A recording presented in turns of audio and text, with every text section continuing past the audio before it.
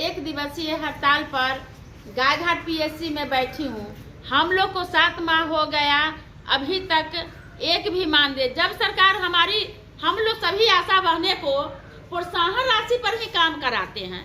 एक मजदूर हमारे घर में आती है काम करने के लिए तो उनको हम 500 रुपया देते हैं, 2 टाइम का भोजन देते हैं, चाय देते हैं, इसके बाद शाम में उसको हम भेजते हैं। लेकिन एक आशा सब जो है काम करती है 24 घंटा। एक कोई भी जेंट्स होता है जो 50,000 वेतन लेता है, 60,000 लेता है, लाख लेता है, वो सिर्फ 8 घंटा ड्यूटी करता है। लेकिन हम महिलाएं हैं 24 घंटा काम करते हैं, लेकिन हम लोग को सही टाइम से प्रोत्साहन राशि नहीं मिल रही है। सरकार पहले वादा किया था जो सब लोग को हम लोग आपको मानदेय कर देंगे, लेकिन मानदेय नहीं, वो भी प्रोत्साहन राशि बढ़ाए। लेकिन जब से प्रोत्साहन राशि बढ़ाए हैं तब तक हम लोग को प्रोत्साहन राशि नहीं मिल रही है। कितना हमारी बहनें हैं जिनका बच्चा का स्कूल फीस नहीं भरा पा रहा है, कितना का परिवार नहीं चला रहा है। इस कारण घर में सब का झंझट हो रहा है। हमारी कितनी बहनें हैं जो आत्महत्या करने पर लगी हुई है, लेकिन हम लोग उनको समझाने पर लगे हुए हैं, बहनें ऐसे काम नहीं कीजिए। दीदी आप क्या कहते हैं? हम लोग जाते हैं तो कोई उधर से बेटा गाली देता है, उधर से पति गाली देता है, बहू है, सब ऐसे ऐसे बात बोलती है। क्योंकि हम अपना घर में बहू को बच्चे को छोड़ते हैं 12 बजे रात 1 बजे रात में निकल जाते हैं, लेकिन सरकार इस बात को मानने के लिए तैयार नहीं है। कम से कम हम लोग को सही टाइम में जो ही पैसा देते हैं वो सही टाइम से हम लोग को पैसा देने का काम करें। विभागीय कहीं पे आप आवेदन या कंप्लेन ऐसा कुछ जानकारी? हम लोग बहुत कंप्लेन किए और हमारी जितना ही बहनें हैं, हमारी ही नहीं, हमारे जितने भी लाभार्थियों को लेकर के आते हैं, यहाँ पर भी लाभार्थी तक को पैसा नहीं मिलता है।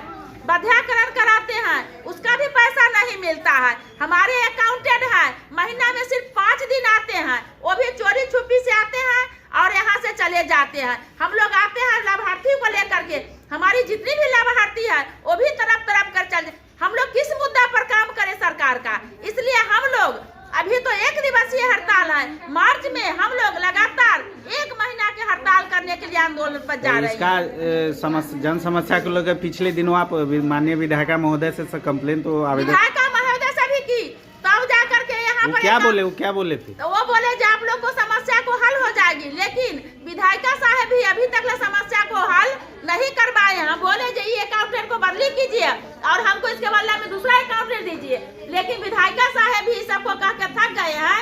लेकिन इसका इतना गौरव, इतना अति है कि अभी तक अकाउंटेंट जो है ये काम करने के लिए तैयार नहीं है।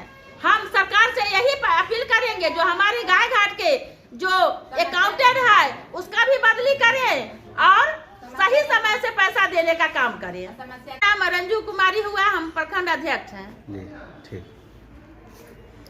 मानदेय बाकी है, नहीं मिलेगा तब तक हम लोग अच्छे ढंग से काम नहीं करेंगे। हम लोग का यही कहना है कि हम जो आशा दीदी है वो 2 ही पैसा मिलता है, बट समय से मिल जाना चाहिए। 6-6 महीना तनख्वाह नहीं मिलना, ये सब गलत बात है।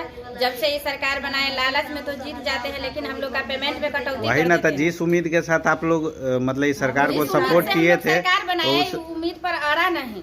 तो सरकार जिताए वैसे हरा भी सकते हैं। हाँ, तो यही है, तो सरकार के यही हालात रहेगा तो अगला बार इनको कोई कुर्सी नहीं मिलेगा। ऐसा है सरकार को हाँ, बूथ सरकार बाजार वोट में कितना पैसा मेहनत हम देने लोग के लिए किए। आखिरी तो सरकारें पैसा दे रहे हैं, नीतीश कुमार जी ही दे रहे हैं, तो सब विभाग में पैसा देने के लिए पैसा है, पेमेंट करने के लिए।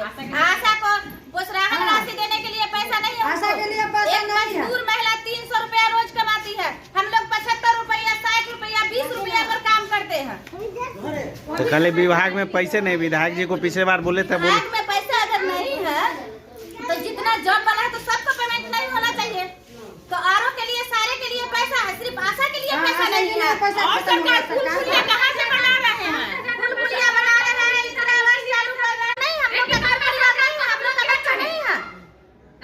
ऐसा सरकार तो को कुर्सी से उतार देंगे।